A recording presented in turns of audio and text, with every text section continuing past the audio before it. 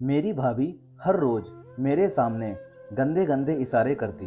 जब भी मुझे अकेला पाती तो आकर मेरे लिपट जाती और मेरा हाथ अपने कपड़ों के अंदर ले जाने लगती। मुझे ये सब जरा भी पसंद नहीं था। एक दिन मैंने देखा कि मेरी भाभी मेरे पास आकर अपनी दोस्तों, मेरा नाम राहुल है। आज घर में बहुत ही ज़्यादा खुशी का माहौल था। सब लोग इधर से उधर तैयारियों में लगे थे और कोई किसी को मिठाई खिला रहा था तो कोई किसी को बधाई दे रहा था। आखिर खुशी का दिन हो भी क्यों ना, मेरे बड़े भैया का रिश्ता जो तय हो गया था। दरअसल मेरे बड़े भैया ने यह लव मैरिज करने का फैसला किया था। मेरी भाभी और मेरे भैया 2 साल से रिलेशनशिप में थे। आखिर इन दोनों ने अपनी मेहनत के दम पर अपने घर वालों को मना लिया और रिश्ता पक्का हो गया। अब शादी के भी ज़्यादा दिन नहीं बचे थे, इसीलिए सब लोग इधर से उधर तैयारियों में लगे हुए थे।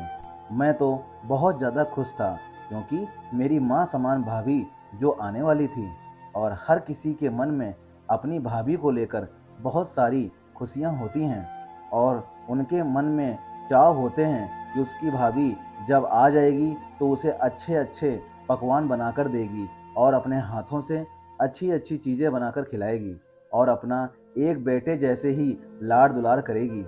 यही सब मैंने सपने संजोए हुए थे और जब भी भैया के मुंह से अपनी भाभी के बारे में जिक्र सुनता तो मुझे और भी ज़्यादा खुशी होती, क्योंकि मेरे भैया कहते कि तुम्हारी भाभी इतनी अच्छी है और इतनी अच्छी खाना बनाती है और बोलने में भी बहुत मीठी है।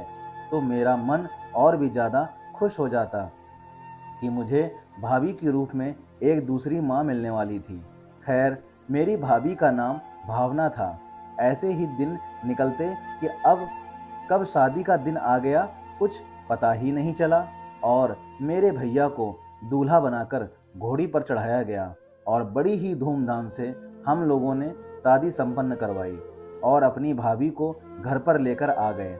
मैं अपनी भाभी को हमेशा ही खुश देखना चाहता था और शादी से पहले मैंने बहुत सारे सपने देखे थे कि अपनी भाभी को माँ के जितना ही सम्मान दूंगा और उनकी हर विश पूरी करूंगा। मुझे इस चीज़ का एहसास था कि जब एक लड़की अपने घर को छोड़कर दूसरे घर में आती है तो सब कुछ मैनेज करना बहुत ही मुश्किल होता है और वह सबको समझ नहीं पाती है, ना ही कोई दूसरा उन्हें समझ पाता है। इसीलिए मैंने सोचा कि भाभी की हर छोटी मोटी चीज़ों का ख्याल रखूंगा और उन्हें एक भाई और एक बेटे की तरह ही सामान देकर उनकी सारी ज़रूरतों को पूरा करूंगा और उन्हें कभी भी महसूस नहीं होने दूंगा कि यह उनका मायका नहीं ससुराल है। वैसे मेरे माँ पिताजी भी बहुत अच्छे थे। वह भी भावना भाभी से बहुत प्यार करते थे। खैर, हम लोगों ने भाभी का बड़े ही धूमधाम से गृह प्रवेश करवाया और भैया और भाभी ने अपने नए जीवन की शुरुआत की। दूसरे दिन भाभी ने मीठे में बहुत से पकवान बनाए। उन सब में मैंने भी भाभी की बहुत हेल्प की। ऐसा देवर पाकर शायद वह भी बहुत खुश थी। इसीलिए हर रोज मुझे कुछ ना कुछ बना कर देती और खाना बनाने से पहले मेरी पसंद पूछती थी। खैर, अब पढ़ाई के लिए मुझे बाहर भेजा जा रहा था, लेकिन मैं बिल्कुल भी खुश नहीं था कि मैं बाहर जाकर पढ़ाई करूं। मैं इसी शहर में रहना चाहता था, लेकिन मेरे बड़े भैया और पिताजी अपनी जिद पर तुले हुए थे। वह लोग चाहते थे कि मैं बाहर जाकर पढ़ाई करूं, लेकिन मैं बिल्कुल भी नहीं जाना चाहता था, क्योंकि मैं अपनी माँ से और भाभी से दूर नहीं रहना चाहता था और वैसे भी मुझे इन लोगों से दूर रहना बिल्कुल भी पसंद नहीं था। यह बात जब मेरी भाभी को पता चली तो उन्होंने मुझे रोक लिया और नहीं जाने दिया और जैसे तैसे मेरे भैया को मना लिया।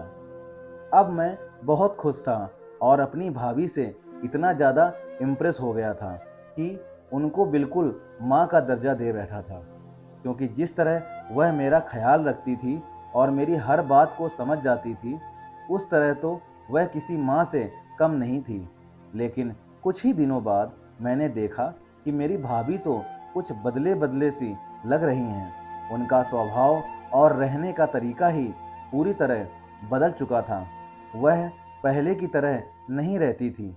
अब तो उनको चिड़चिड़ापन भी आ चुका था। लेकिन जब से शादी हुई थी, उन्होंने एक बार भी किसी पर गुस्सा नहीं किया था। लेकिन अब तो उनका स्वभाव मानो ऐसा हो गया था जैसे वह हमेशा से ही गुस्सैल थी, और मुझे लेकर भी उनका पूरा नज़रिया बदल चुका था। हद तो तब पार हुई जब उन्होंने मेरी तरफ गंदे गंदे इशारे करने शुरू कर दिए, और जब भी मैं अकेला होता तो मेरे पास आकर खड़ी हो जाती, और अब मेरे हाथों को लेकर अपने कपड़ों के और अपनी साड़ी के अंदर डालने लग जाती। मैंने कई बार भाभी से बोला कि यह सब क्या कर रही हो। तभी भाभी कहती कि मुझे तुम भा गए हो। भाभी की ऐसी बातें सुनकर तो मेरे होश ही उड़ गए। मैंने यह कभी भी नहीं सोचा था कि मैं अपनी भाभी के मुंह से मेरे लिए ऐसी बातें सुनूंगा। मैं तो उन्हें माँ समझता था, और शुरू शुरू से तो वह भी मुझे अपने बेटे जैसे ही मानती थी। लेकिन अब उन्हें ऐसा क्या हो गया था, और ऐसी हरकतें क्यों कर रही थीं? खाना खाते वक्त भी वह मेरे सामने गंदी गंदी हरकतें करने लग जाती, और कोई भी चीज़ लेने पर वह जानबूझकर मेरे हाथ को पकड़ लेती। अब तो मेरा जीना हराम हो गया था। मैं इस घर में बिल्कुल भी रहना नहीं चाहता था। मैंने घर में सब लोगों से बात की कि मुझे यहाँ पर नहीं रहना, मुझे शहर में जाकर बाहर पढ़ाई करनी है। तो पिताजी ने मना कर दिया और कहा कि जब तुझे भेज रहे थे तब तू जाना नहीं चाहता था, और जब तुम्हारे ऊपर पैसे लगाकर यहाँ पर एडमिशन करवा दिया है तो तू शहर से बाहर जाना चाहता है। पैसे का पेड़ पर लगते हैं, जो कभी बाहर कभी शहर में ही लगा रखा है। खैर, मैं अपने पिताजी के आगे कुछ ना बोला और अपने दुखी मन से कमरे में चला गया। मुझे तो कुछ भी समझ में नहीं आ रहा था कि आखिर भाभी ऐसा क्यों कर रही है। उनके मन में ऐसा क्या चल रहा है। आखिर भाभी की तो भैया के साथ लव मैरिज हुई थी, और वह तो भैया से इतना ज़्यादा प्यार करती है, फिर वह मेरे साथ ऐसा क्यों कर रही है। दोस्तों, तभी मुझे लगा कि हो सकता है वह मेरे साथ मजाक कर रही हो। लेकिन यह मजाक नहीं था। इस कदर कौन अपने कपड़ों में किसी मर्द का हाथ डाल देती है। यह मजाक नहीं था। तभी मेरी भाभी कमरे में आई और मुझसे कहने लगी कि राहुल, मैं तुमसे प्यार करने लगी हूँ, और क्या करूँ, मैं अपने आप को रोक भी नहीं पाती हूँ। मैंने भाभी की एक भी ना सुनी, क्योंकि मुझे भाभी से घिन आ रही थी। मुझे समझ में नहीं आ रहा था कि वह ऐसा क्यों बोल रही है, और उनकी बातें मुझे इस तरह चुभ रही थीं मानो वह मेरी सबसे बड़ी दुश्मन हो। लेकिन मैं यह बात किसी से बता भी नहीं सकता था। मैं झट से कमरे से बाहर चला गया और बाहर गार्डन में जाकर बैठ गया। मेरी आंखों में आंसू आ गए। अब मेरा दर्द कोई भी नहीं सुनने वाला था। मैं भैया को नहीं बता सकता, क्योंकि भैया का प्यार थी भाभी, और अगर उनके बारे में वो ऐसा सुनते तो वह पूरी तरह टूट जाते, और माँ पिताजी से भला ऐसी बातें कैसे कर सकता था। और भाभी ने सबके दिलों में इतनी जगह बना ली थी कि कोई भी उनके खिलाफ ऐसी बातें नहीं सुन सकता था। लेकिन मेरा दिल सब कुछ जानता था, क्योंकि मैं इतने दिनों से उन्हें झेल रहा था। मैं चाह कर भी कुछ नहीं कर पा रहा था। लेकिन भाभी ने तो अपनी हरकतों को कम करने की बजाय ज़्यादा ही बढ़ा दिया। हर रोज़ इस कदर ऐसी हरकतें करती जो मुझे बिल्कुल भी पसंद नहीं थी। एक दिन मुझे गुस्सा आ गया और मैंने भाभी पर हाथ उठाना चाहा, लेकिन फिर मेरे हाथ रुक गए, क्योंकि मैं अपने संस्कारों को नहीं भुला सकता था। तभी मैंने गुस्से में भाभी से कहा कि आज के बाद अगर आपने ऐसी कोई भी हरकत करने की कोशिश की तो मैं घर में सबको बता दूंगा। और फिर आपका जो हाल होगा उसका आप अंदाजा भी नहीं लगा सकती। फिर उसके बाद जो भाभी ने कहा उसे सुनकर तो मेरे होश ही उड़ गए। उन्होंने कहा कि जो कहना है बता दो, मुझे किसी से कोई फर्क नहीं पड़ता, मुझे तो बस तुम चाहिए, और अगर तुम ना मिले तो मैं किसी भी हद तक चली जाऊंगी। अब तो मुझे भाभी पर शक होने लगा था कि इनके दिमाग में ऐसी क्या सनक पैदा हो गई है।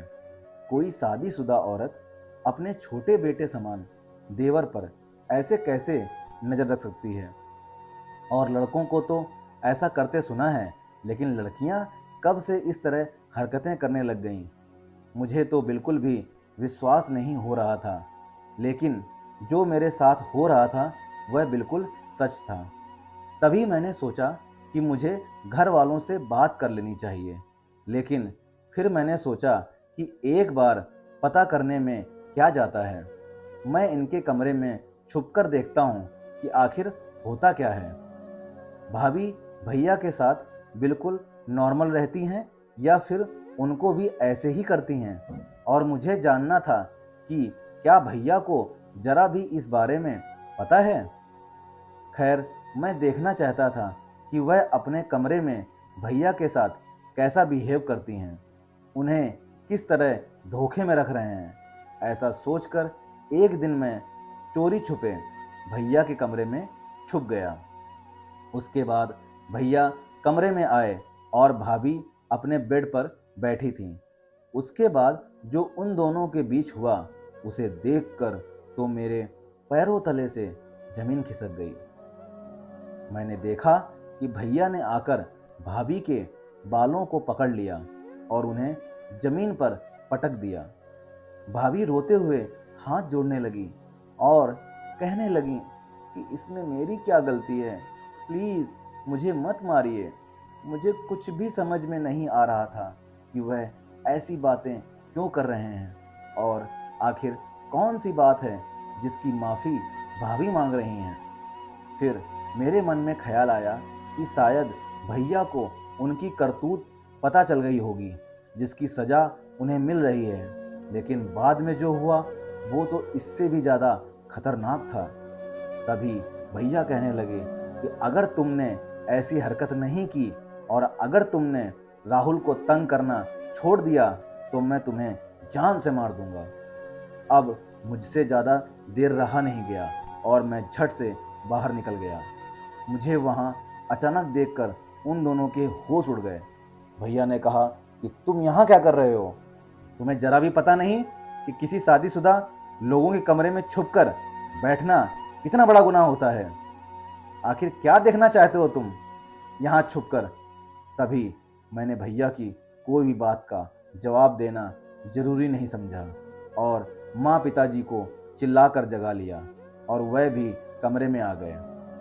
तभी पिताजी ने कहा कि क्या हुआ, तुम लोग ऐसे एक कमरे में कैसे इकट्ठे हुए हो, सब खैर है ना?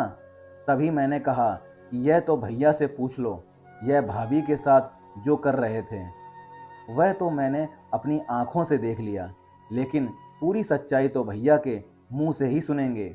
लेकिन भैया कुछ ना बोले और अपना सर पकड़कर बैठ गए। फिर हम लोगों की जोर जबरदस्ती करने पर भैया ने कहा कि हाँ, मेरी ही गलती है। दरअसल मैं भावना से पहले बहुत प्यार करता था, लेकिन इसने मेरे प्यार को ठुकरा दिया था।